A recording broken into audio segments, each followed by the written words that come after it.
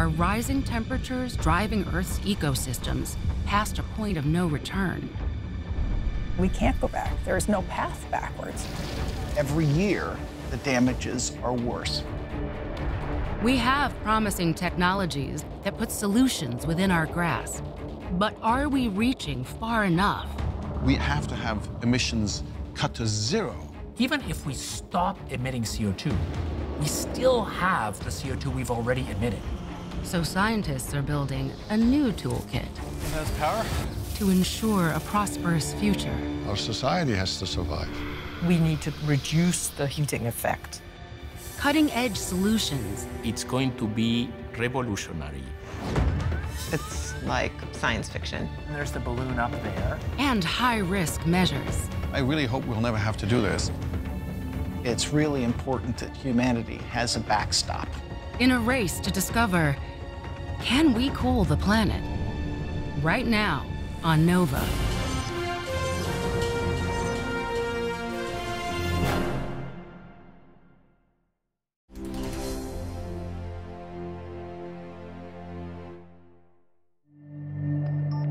It's a new time in the Earth's history in which we're not just inhabiting our planet,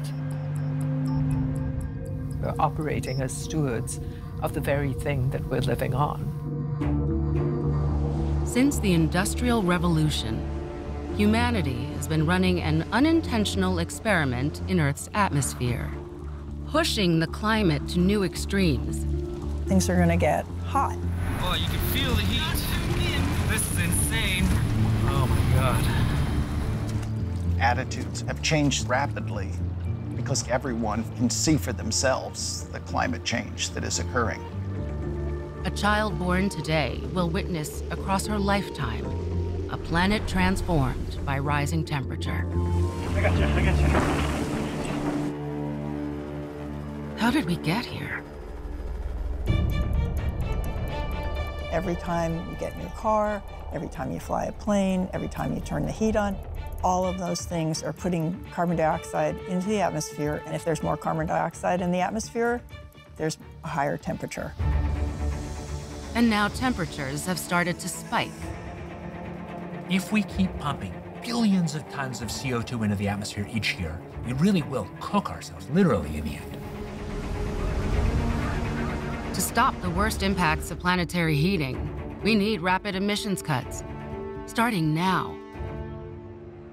The developed nations of the world need to go from the energy system they have now to one that emits nothing, zero, in 30 years' time. The good news is we know how to do that.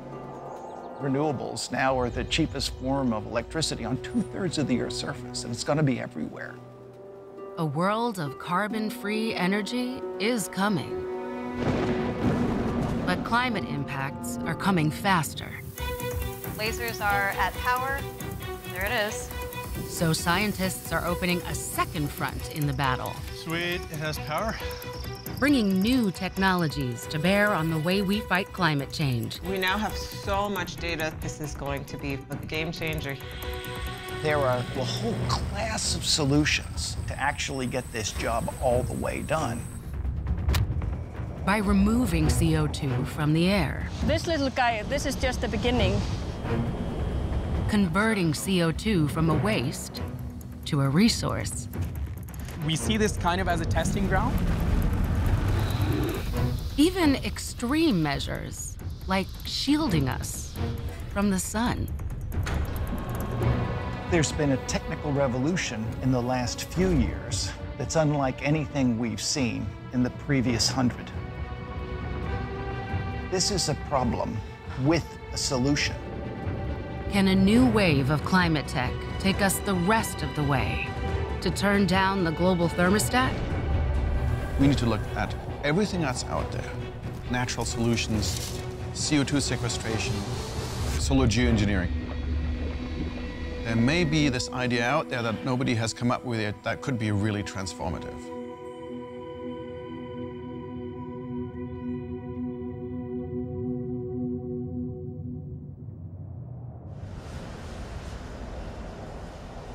Cooling the planet means first stopping more CO2 from entering the atmosphere, and then finding ways to remove it.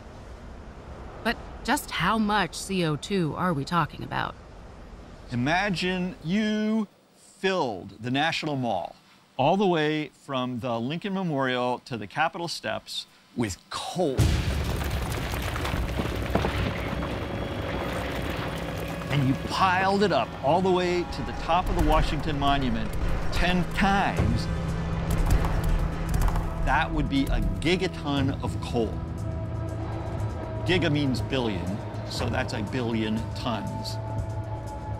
Now, we actually burn 10 times that much carbon every year. People actually go dig that stuff up out of the ground, 10 billion tons of it, and set it on fire in power plants, in engines, in factories all over the world. And then, because that carbon is reacted with oxygen, 10 gigatons of carbon is burned, but it creates 37 gigatons of CO2. At our current rate, that's just 1 year of CO2 emissions. To blunt the impacts of heating the planet, we need to shrink that number to 0.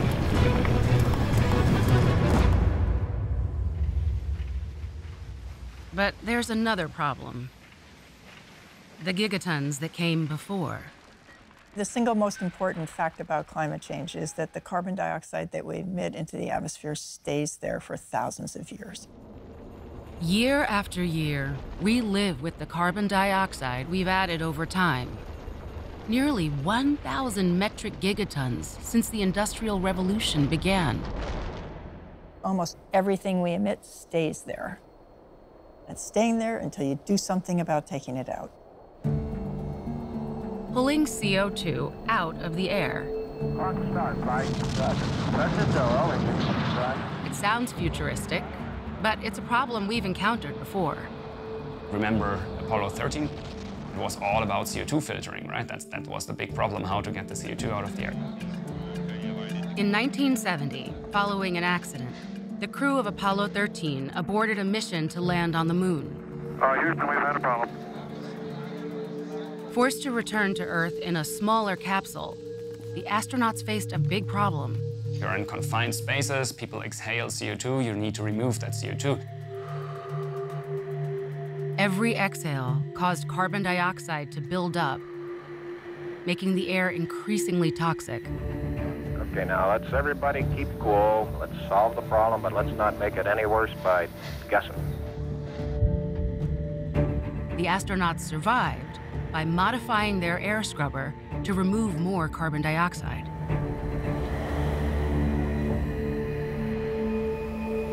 Inside the scrubber, negatively charged sites on the filter polarize and bond with the CO2, removing it from the air. Could something like this work in Earth's atmosphere? There's not a lot of CO2 in the air compared to nitrogen and oxygen. Imagine a box with 10,000 ping pong balls in it, and 4 of them are painted black. Those are the CO2 molecules. Trying to find those 4 balls out of that big box full of ping pong balls is hard.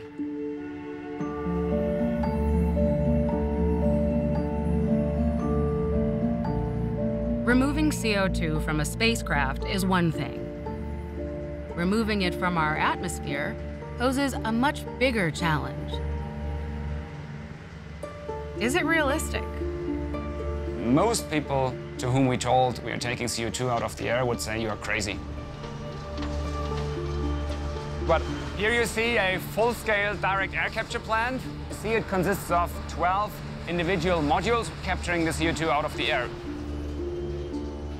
Jan Wurzbacher is a co-founder of Climeworks, a Swiss startup specializing in what's called direct air capture.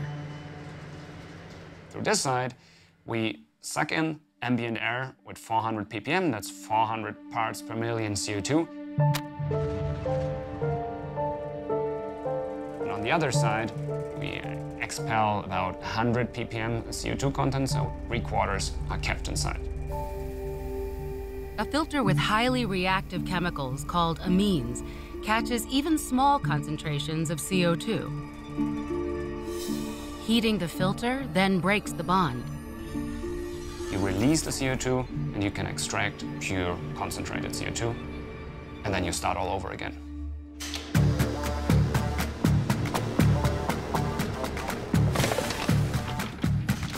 But generating the energy to do this can produce its own CO2. Their solution for that is garbage. Here we are on top of the waste incineration plant. The reason why we're here is the main energy source for a process of CO2 capture from the air, waste heat from the incineration process. Heat that would have been wasted instead heats the filters inside the array, which capture nearly 1,500 metric tons of pure CO2 a year, about what's expelled from the tailpipes of 300 cars.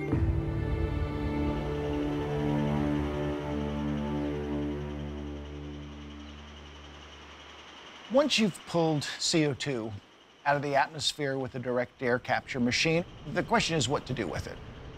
The big picture is taking 1% of CO2 out of the atmosphere within the next 5 to 10 years. That is roughly 400 million tons, and store it underground. Could we put carbon right back where we found it? Underground. There are lots of rocks near the surface of the Earth that would want to bond spontaneously with CO2. There's enough of these kinds of minerals that you could remove all of the atmospheric CO2 many, many times over. One of the best places to try that out is Iceland.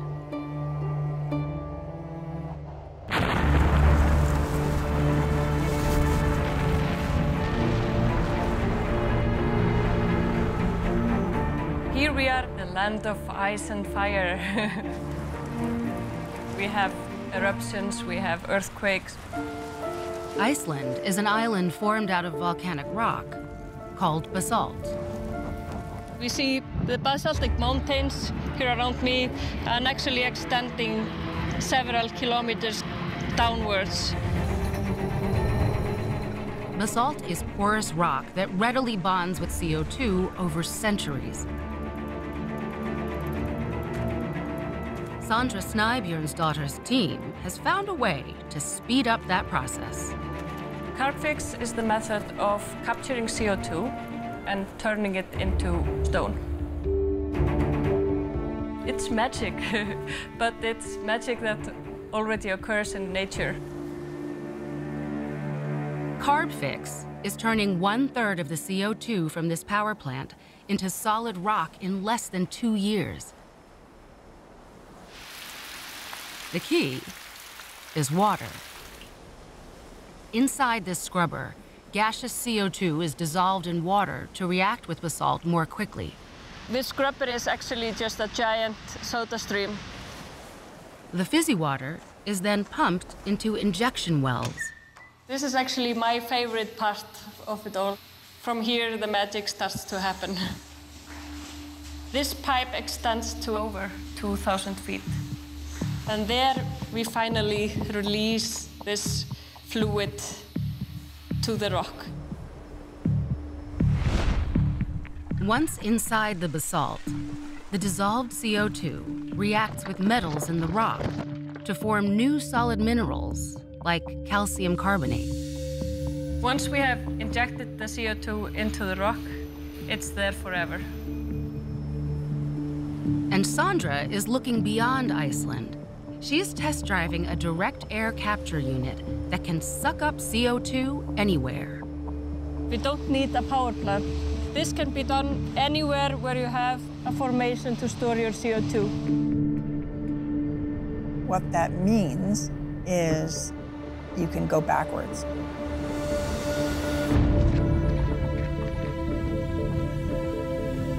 You can reverse the process of emitting carbon dioxide into the air. Negative emissions technologies like direct air capture could play a role in reaching net zero, the moment when humans remove as much CO2 from the atmosphere as they put in. So why isn't this the ultimate answer to our CO2 problem? These technologies are very hard to scale up to a meaningful amount. The base module of our direct air capture plant, that's a 40-foot shipping container. In order to take 1% of global emissions out of the air, we would need 750,000 shipping containers. All to remove just half a gigaton of our annual emissions. Direct air capture is very expensive, and it takes energy to suck CO2 out of the air. So I hope you're not imagining direct air capture vacuuming up the entire fossil fuel emissions of the world, because that ain't gonna happen. We'll need lower cost, clean energy everywhere before the promise of direct air capture can meet the scale of the problem. M7 is on. So some are exploring another idea, recycling our emissions. Correction factor 0.7. We need to think about this problem very pragmatically. We can electrify a lot of things, but there's certain parts of the energy system that are extremely hard to decarbonize. A good example is aviation. You couldn't build today a commercial airplane for long distances which could fly on batteries. You would just carry way too much weight. This is physically impossible. There is no way around jet fuel. We need to be producing fuel that when you burn that fuel, it doesn't emit carbon dioxide. Remo, go ahead and rotate. Aldo Steinfeld thinks he's found a way.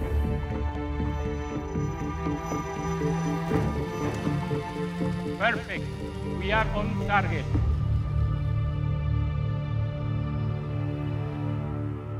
We have demonstrated that we can produce liquid hydrocarbon fuels from two ingredients: sunlight and ambient air.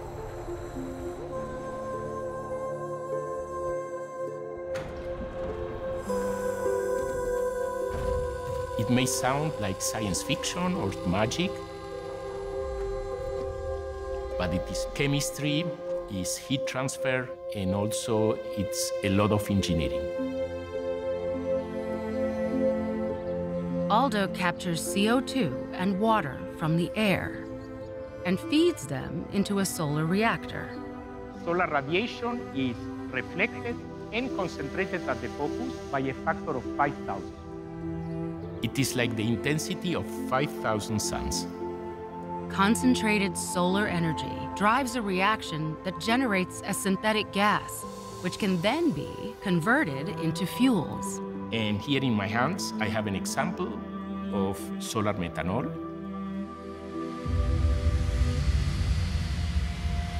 When it's burned, the carbon in this fuel returns to the atmosphere.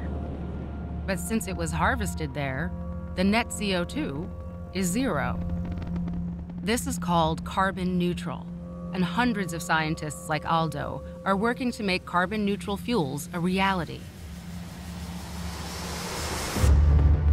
If they succeed, annual net emissions could drop by as much as 1 billion tons. It's going to be something revolutionary. But with these fuels up to 6 times the cost of standard fuel, it's a revolution that has only just begun. But it raises the question, what else can we make by recycling CO2? Carbon is this incredible building block. Think of it like those little sort of Lego toys that we used to have, only there's 4 little plug-ins for it. So you could bond carbon to carbon to carbon to carbon to build all kinds of stuff. Imagine a world where everything around you is made from carbon emissions, from the products you use every day to the clothes you wear. This ad from the X Prize Foundation pitches a future where recycled CO2 shapes our world, and a $20 million bounty to make that a reality. We announced, hey, there's a $20 million prize out there. We're looking for innovators around the world. If you know how to convert CO2 into a useful material, consider entering this prize. We are trying to help catalyze the whole ecosystem of companies, of investors, of people that can deploy these technologies.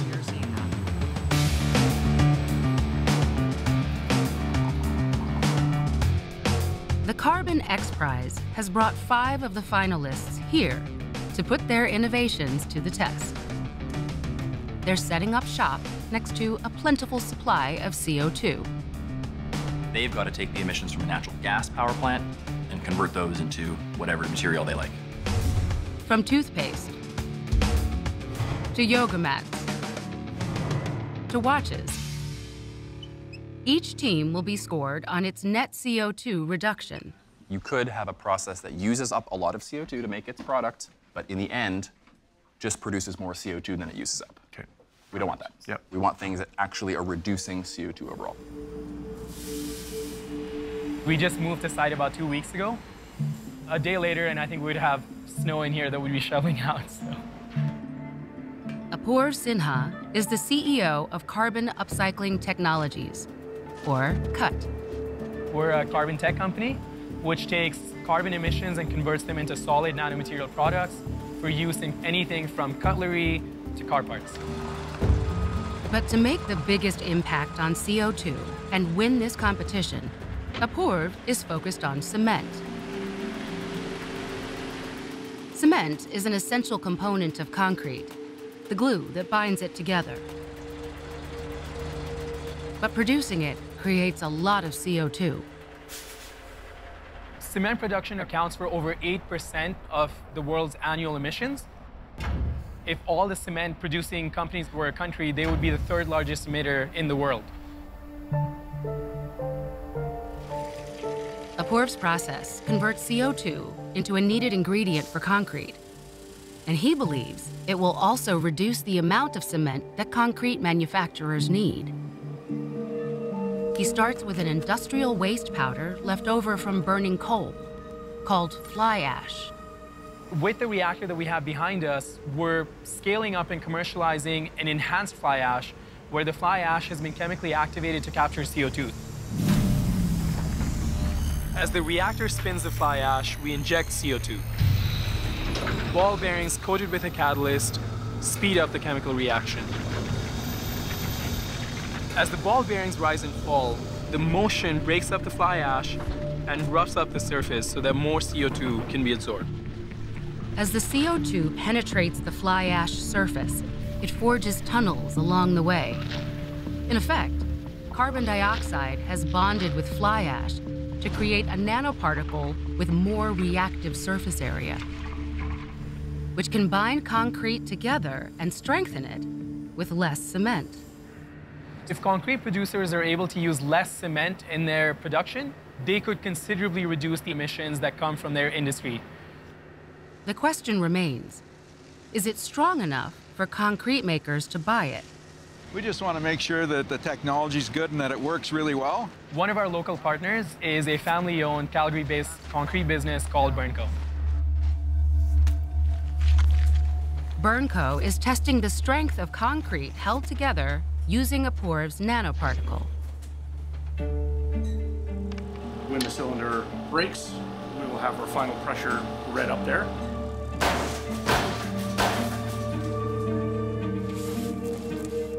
These are impressive results. In normal production, you're looking for changes of 3 to 4%, and these are showing results in double digits. It's very encouraging. We're very confident that we can get up to a 10% reduction in the amount of cement used today, but our real target is to get that number up to 20 or 25%. Then we start talking about significantly moving the needle on the 37 gigaton a year number.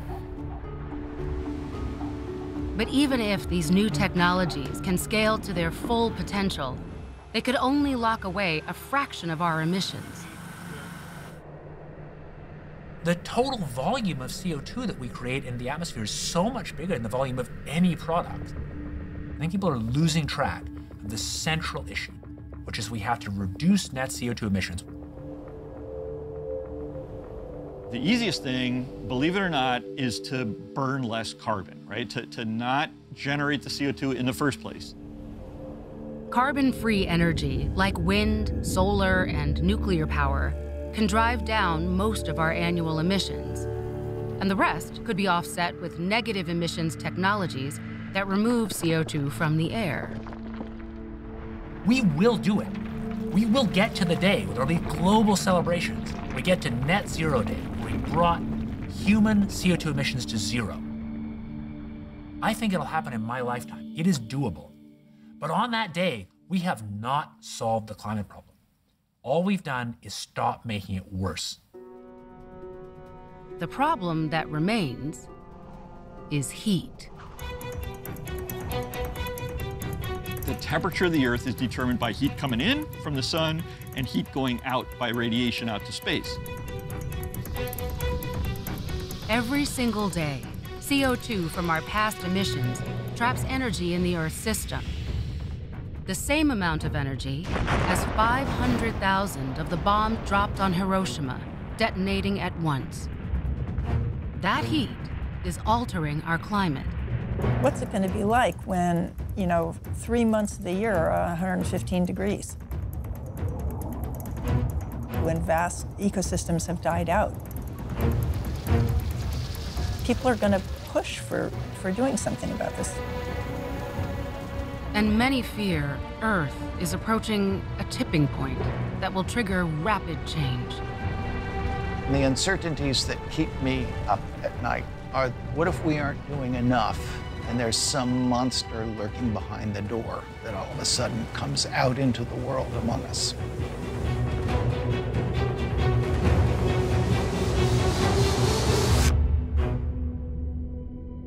It's a good idea that humanity has some sort of a backstop technology, something to do if we get surprised in a way that is very, very dangerous. Some think that backstop could be solar geoengineering. It's a way to intercept sunlight coming into the planet to cool the planet. The core idea is that humans might deliberately alter the Earth's energy balance to compensate for some of the warming and climate changes that come from greenhouse gases. Geoengineering the climate is a controversial idea. But nature can show us examples of where we might start. Clouds. A cloud is just water that's condensed down onto particles into small droplets. These collections of droplets are, in effect, floating sun reflectors. Clouds play a huge role in controlling the climate because they control the reflectivity of the planet. Especially over the ocean, you go from sunlight hitting a very dark surface, where a lot of the sunlight is absorbed, to sunlight hitting an extremely bright surface, reflecting a lot of that sunlight back to space. Sarah Doherty of the Marine Cloud Brightening Project is working on a way to boost that effect. Can we add really small sea salt particles to clouds in a way that significantly increases their brightness, and do so over enough of the ocean that we would have a significant impact on the global temperature? But how do you make saltwater particles and launch them up into clouds? What we need is a nozzle, like you'd see in a sort of a snowblower, except that the particles that we want to produce are about 1,000th the width of a human hair. So Sarah's working with an engineer who knows all about machines for spraying superfine droplets, a concept developer of the earliest inkjet printers. In a different life, I was an engineer and a physicist. I couldn't enjoy retirement anymore and just sit there, watch what's going on. Once you know what's going to happen or might happen, you can't sit down and say, yeah, I'm just going to enjoy life. Armand and his team of retired scientists have been developing a cloud brightening machine for over 10 years. They have been self-funding this research in borrowed lab space. Park is a really good place for them because of our history with aerosols. Park or Palo Alto Research Center, has infused the Marine Cloud Brightening Project with fresh expertise and cutting-edge tools. Here, Kate Murphy can make aerosols from just about anything. This is our deep conditioner. Aerosols are tiny particles suspended in air. This is ketchup. For clouds, they're not going to spray ketchup. But Kate can help the team design a nozzle for spraying salt water. Let me just give it a little water, okay? Okay. Kate's expertise will help optimize the size and speed of the particles to propel them into marine clouds. So you're going to be redesigning the nozzle based on your computational fluid dynamics. Well, we hope to be able to understand the effect of multiple nozzles. So we would want to measure things like velocity and direction. These crisscrossed laser beams can help reveal whether Armand's nozzle will hit the mark. The lasers are at power. It looks like our signal's pretty good. So can you measure the vertical velocity? Do you have a measurement of that? That Yes. would be of great interest to us. Park will be working on developing a full spray system, and then we would want to move outside into real atmospheric conditions. On the other side of the world, outdoor research has already begun. Armand and the team have shared their insights with researchers in Australia who are testing cloud brightening as a way to cool the waters surrounding the threatened coral of the reef. That project is targeted and local, but some estimate that cloud brightening on a global scale could offset all the heat trapped by our CO2 emissions. It will probably take a good 15 to 20 years to do all of the research involved with understanding how big of an effect we could have by brightening clouds and also what all of the side effects might be. Those side effects are not well understood and could include disruptions to ecosystems and rainfall patterns. Further research is needed. We have kids, we have grandkids, we're doing it for their futures. You know, and frankly, we are all in this together, whether you have kids or not. We're more than individuals. Our society has to survive.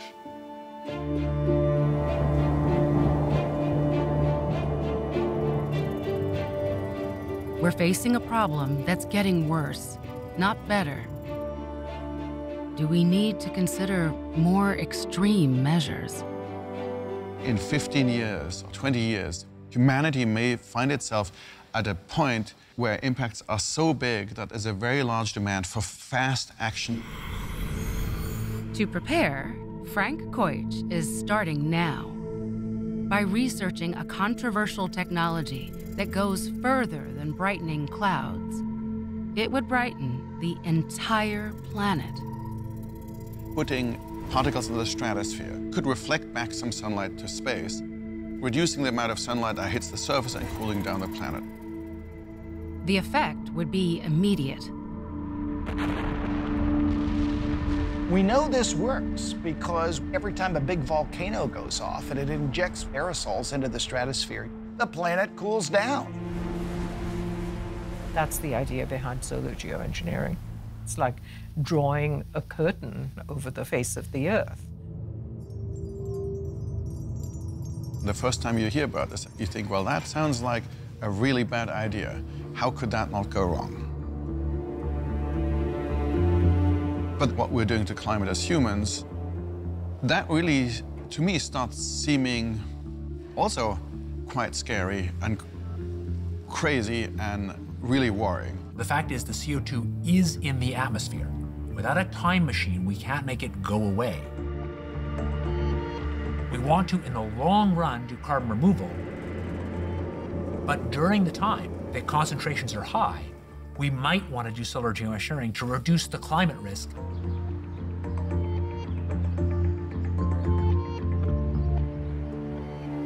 All that is hard mounted to us. Yes, that is exactly what I was. And then there's the balloon up there. Frank and David's team is designing a first-of-its-kind experiment called ScopeX to investigate the impacts of solar geoengineering. The only place I see that conversation getting sticky is where we do risk assessment on it. If you put these particles out, what happens when these come back down? What happens when it gets into the environment? Are we endangering people? There are lots of things that we might need to know where the existing experimental background is bad. You actually have to go out and make measurements.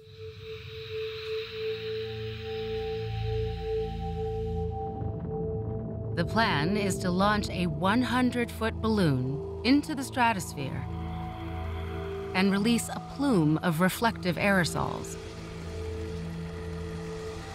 We want to put out the particles of calcium carbonate, for example, and then go back through this plume and see whether the evolution of the air is the way we predicted based on our laboratory results. This is an experiment on a very small scale. And in fact, the amount of material we're putting out is less than a normal airplane flight puts out. ScopeX may be small, but many fear a large-scale manipulation of Earth's atmosphere could trigger a cascade of dangerous, unintended consequences that ripple across the planet.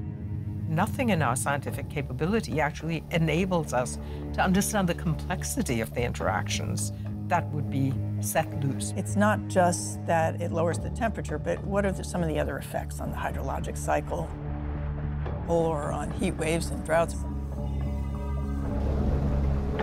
This is a manipulation of the Earth's atmosphere on a huge scale. What happens if things go wrong? ScopeX is designed to start answering those questions. But there may be effects beyond the physical that no experiment can predict. If we think that there's this solution out there, then people may think it doesn't matter if you're polluting the planet. The root of the concern is that solar geoengineering research, however well-intentioned, will be used as an excuse for big fossil fuels to fight emissions cuts. It's just like a sci-fi dystopian novel or something where we continue to just belch all this CO2 into the atmosphere, but hey, it's okay because we got these little umbrellas that are, hiding us from the sun. Solar geoengineering does not get us out of the ethical and physical requirement to cut emissions. But with so much uncertainty, some think we're better off investing in a different kind of machine. One developed in nature's own laboratory over millions of years, and with a proven record of safely drawing down gigatons of CO2. Trees.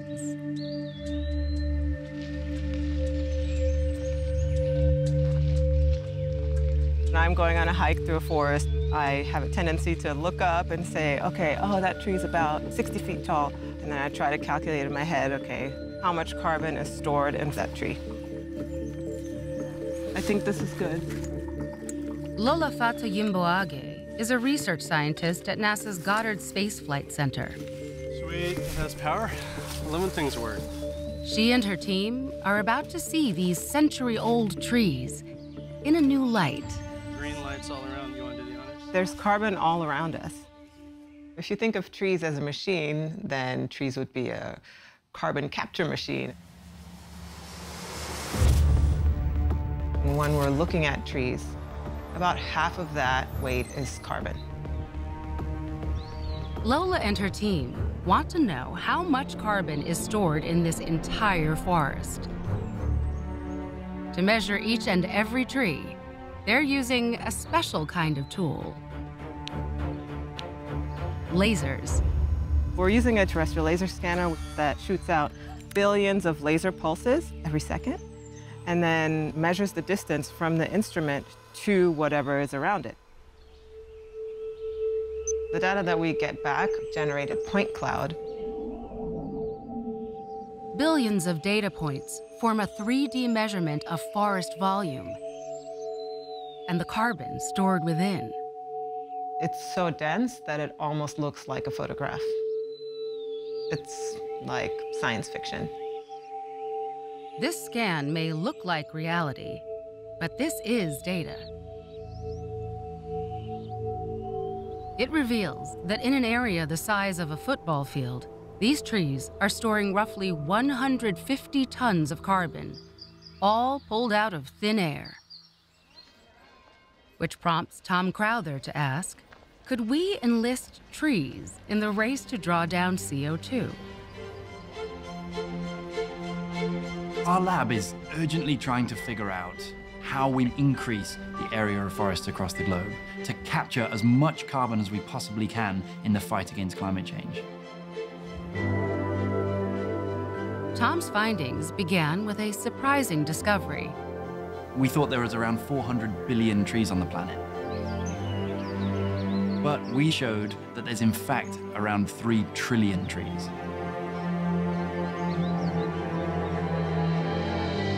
There's more trees on the surface of our planet than there are stars in the galaxy.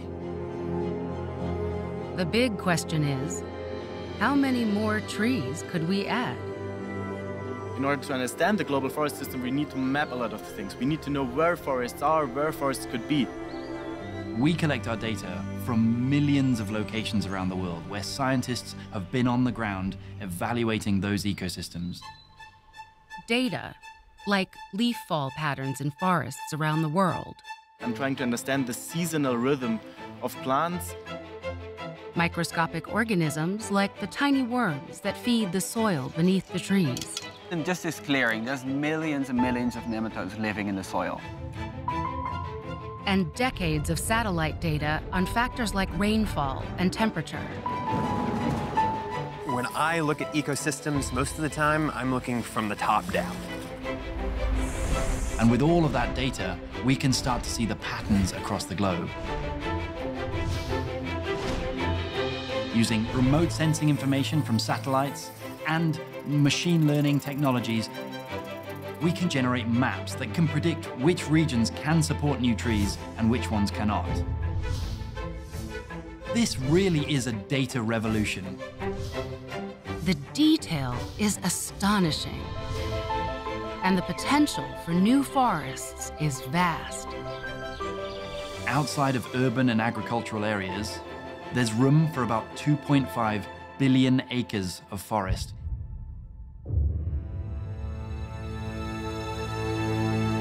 The area we identified equals the size of the United States. So there's a huge area available for restoration. Enough space for 1.2 trillion new trees, all sucking CO2 out of the air.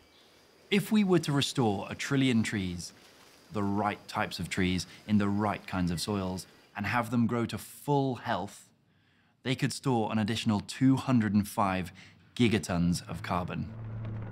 To put that into context, we've released nearly 660 gigatons of carbon into Earth's systems since human industrial activity began. Restoring global forests and conserving the vital forests that we currently have could take a huge chunk out of that excess carbon. This is a really massive carbon drawdown solution, and we knew that this was going to make an enormous splash. But these findings also made waves. That study is causing a lot of debate. On the one hand, a lot of people are talking about the potential of restoration of forests. On the other hand, I would say a lot of people are very upset about it.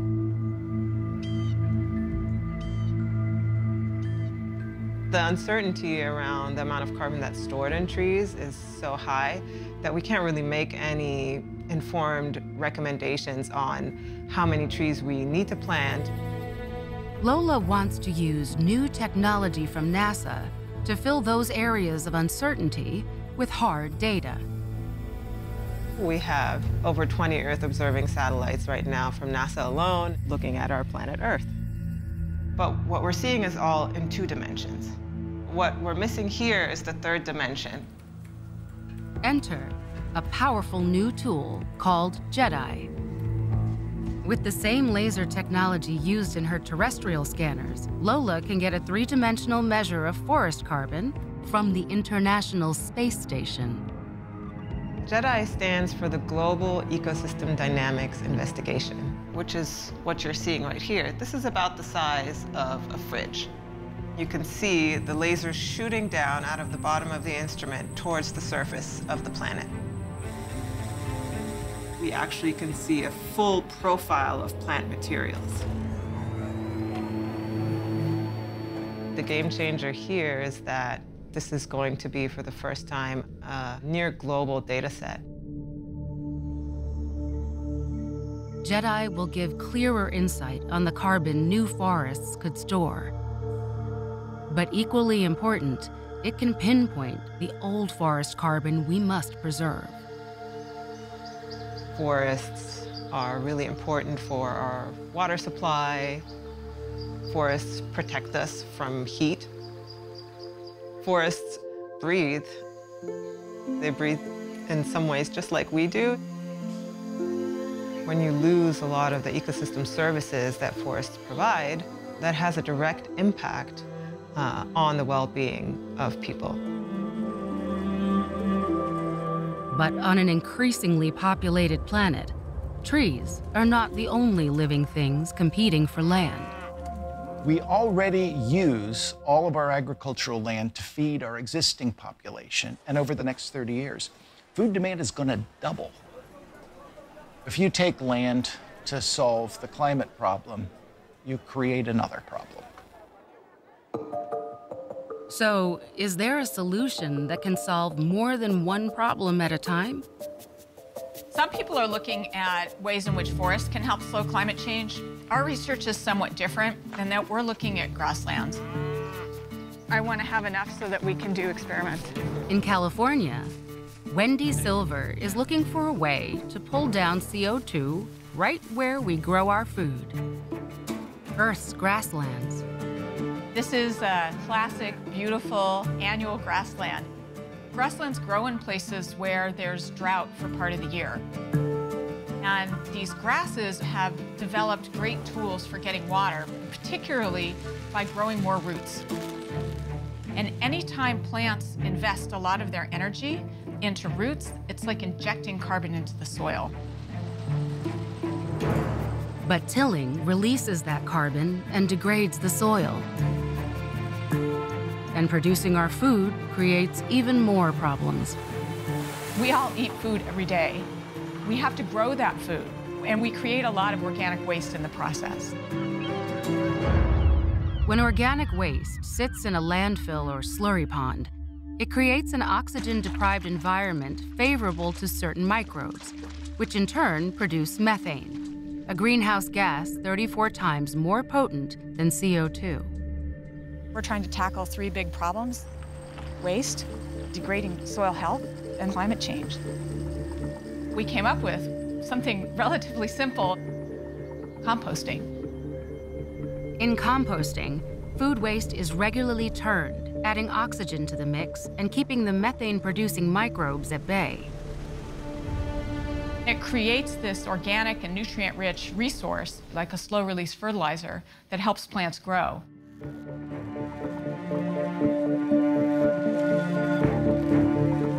By turning a waste into a nutrient, compost can boost plant growth and potentially turn vast stretches of Earth's food crops into a carbon-storing juggernaut.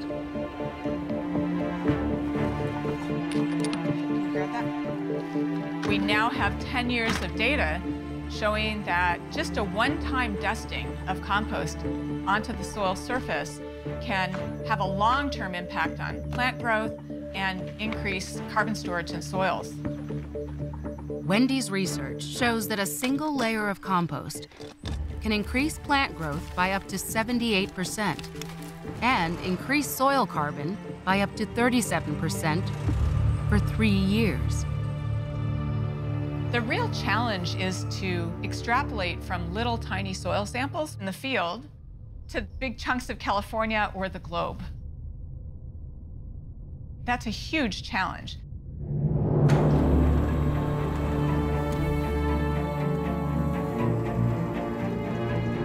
As the hunt for solutions continues in the decades ahead, stopping our emissions remains the most urgent challenge of today. If we really didn't do anything to limit carbon emissions, we we would have climate changes as big as the changes from the glacial to interglacial state, and do that in one human lifetime with huge potential impacts. The more of a mess we make, the bigger of a mess we'll have to clean up. We, today, get to decide whether to continue along this path or to dramatically shift our economy off of coal, oil, and gas. Every big transformative solution starts small. It starts with a couple people talking. They make a small version, they make a bigger version, more people pile in. This is one solution, but we need thousands of solutions if we want to tackle climate change. There's no one magic silver bullet that will solve this problem. The main challenge that we have is that these transitions don't happen overnight. We have the tools already, but we really have to start moving. We need better transportation systems. We need solar power and wind power and water power and probably nuclear power. We need to plant trees. We need to manage our farms better. We need direct air capture. I think we probably need it all. We have to start really looking at what can scale up and be maintained for decades, if not centuries. That's the challenge here, but it's an incredibly important challenge. 15 years ago, no one would have predicted that the emissions in developed countries around the world would be dropping. Not fast enough yet, but that gives me hope and should give everyone hope that with a combined might of human ingenuity, we can actually solve this problem.